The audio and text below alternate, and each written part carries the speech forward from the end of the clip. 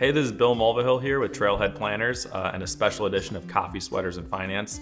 I'm going to continue talking about tax and financial planning with restricted stock.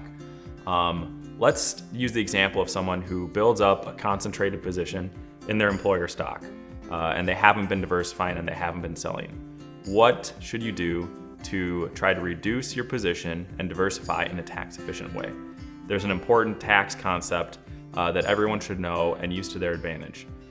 When you sell stocks, you have the ability to decide which tax lot to sell. There's different methods. One of them is called first in, first out.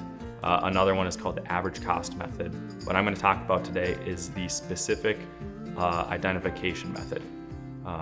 Here's what that means. When you build up a position in a stock, specifically restricted stock that vested over at different points in time over a period of years, some of those lots vested at higher prices, some of them at lower prices because the stock price varied over time and they vested at different times. What the specific identification method does is it allows you to pick the specific tax lot to sell at that point in time. So if you want to minimize the gain that you're trying to realize at this time, you would naturally pick the tax lots that have the highest cost basis. That way your gain would be smaller. For some people though, it might be good to recognize more gain. Let's just say that you retired and you have really low taxable income right now.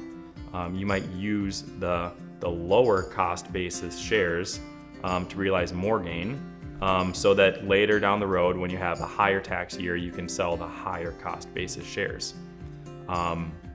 This way, it essentially allows you to pick the specific lots to sell to target the amount of gain that you want to realize in a way that is more customized to your financial and tax situation. By doing this, it just allows for more targeted tax planning.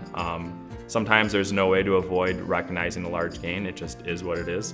But at least this way, it allows for some customization. It's just a key concept for anyone who has vested restricted stock to understand.